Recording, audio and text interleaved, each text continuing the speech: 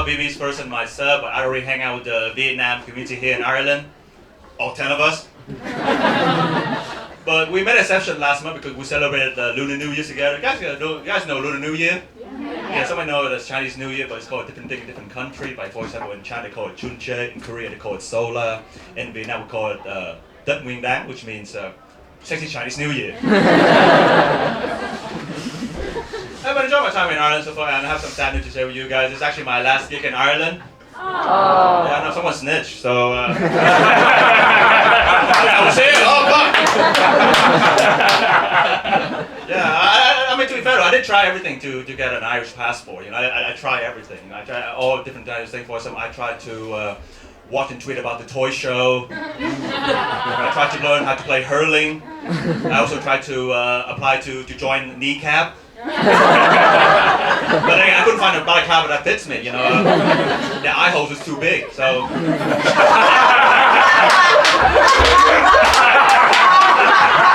Sorry, it's true. It's great design.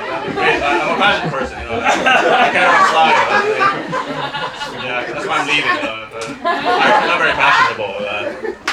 But I'm enjoying my time here. So, but the thing is, it's not my first time living abroad because, in fact, between the years of 2014 and 2018 BC, for COVID, I was living in Scotland. I traveled back and forth between Scotland and Vietnam. And when I travel between Scotland and Vietnam, my status as a person changed. So in Scotland, I was a minority.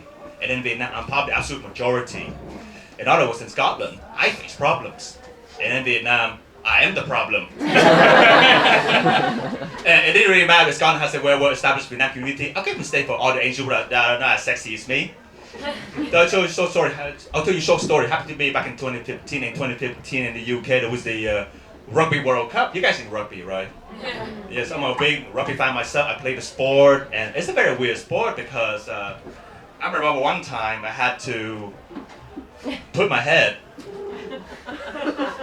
between the arch cheeks. Up two very large sweaty Frenchmen, and just went like this.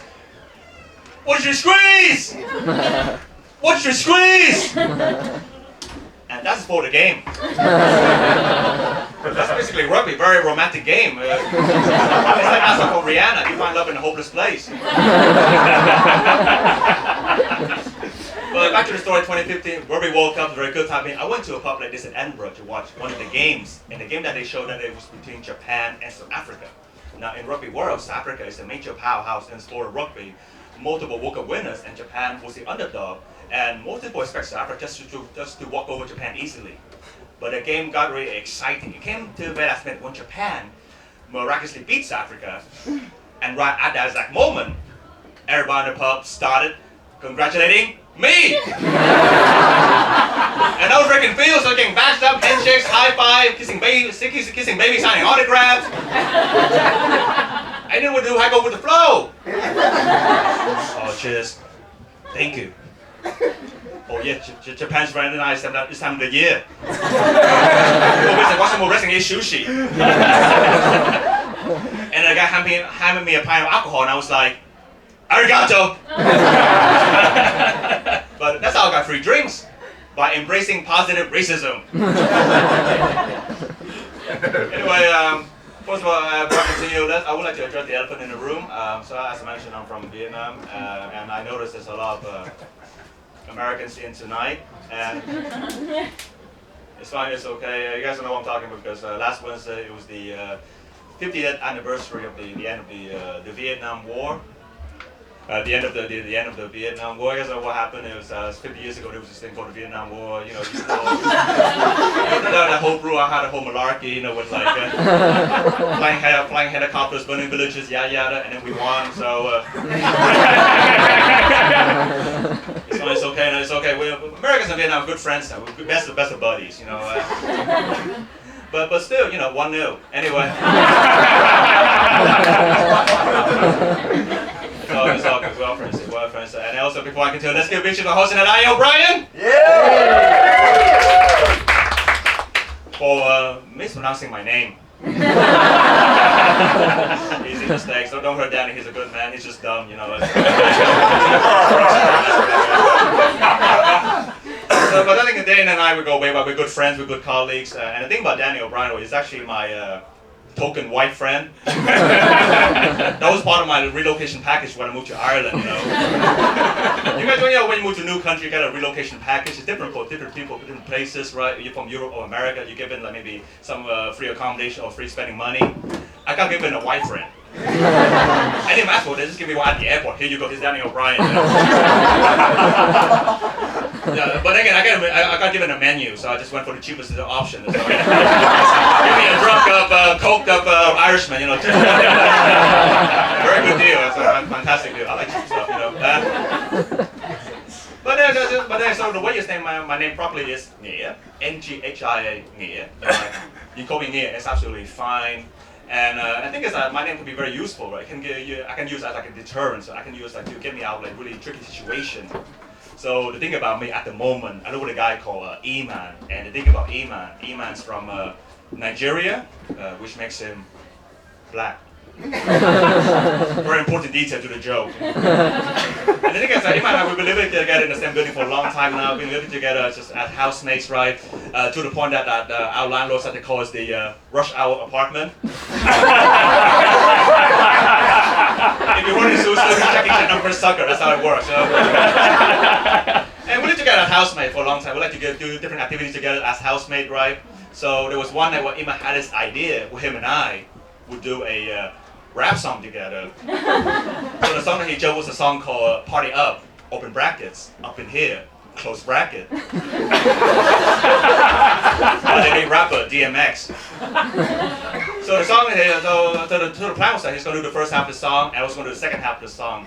But the problem was that the second half of the song, which I did, had a lot of the N-words in them.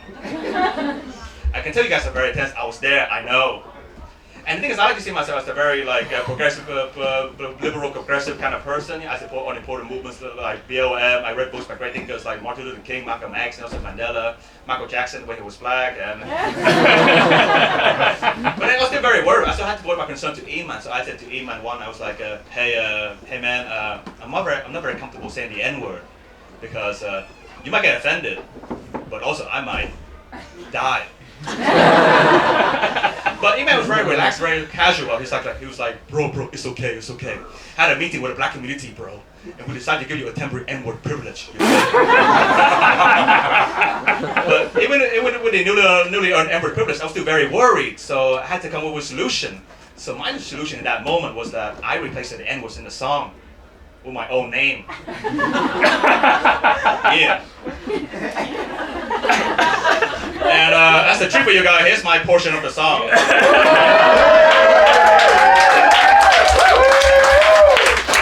Party up, open brackets, up in here, close bracket, by the rapper DMX. Cause you's a subtype, yeah. Fake up north type, yeah. Push like a soft white, yeah. So you can see by the end of the song, I felt like I was committing self-harm. But Iman has so much fun, he decided we should do another song. And this time picking out somebody's rapper called YG, which probably quite a Jeezy. And my entire part was just basically, mine here, yeah.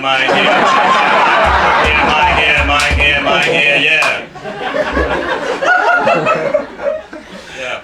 Iman, have fun. I didn't. Anyway, guys, you've been lovely so far. I'll tell you another story before I get up. So while I was living in Scotland, I was working for a while. I was working as a Vietnamese interpreter for the police in Scotland.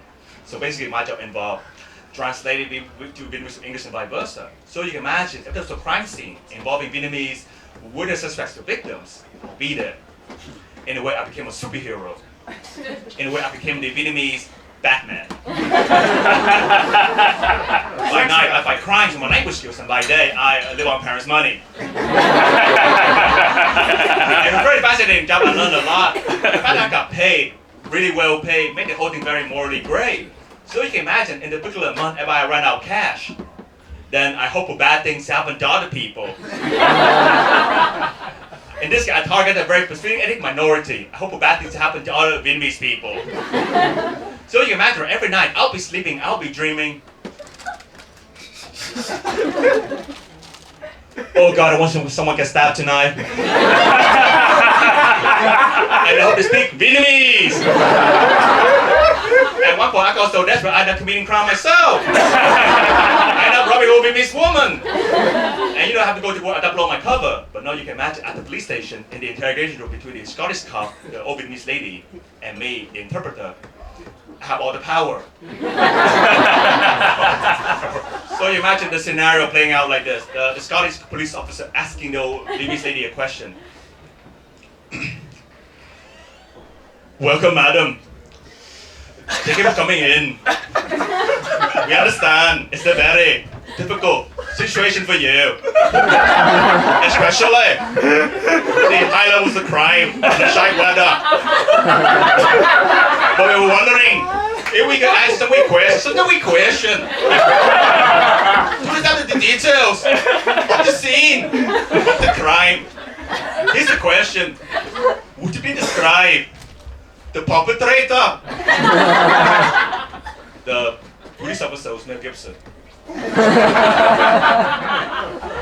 then the old Vietnamese lady would look at me with suspicion and then face police officer and said in Vietnamese, well, he looked like and sounded especially like the interpreter here.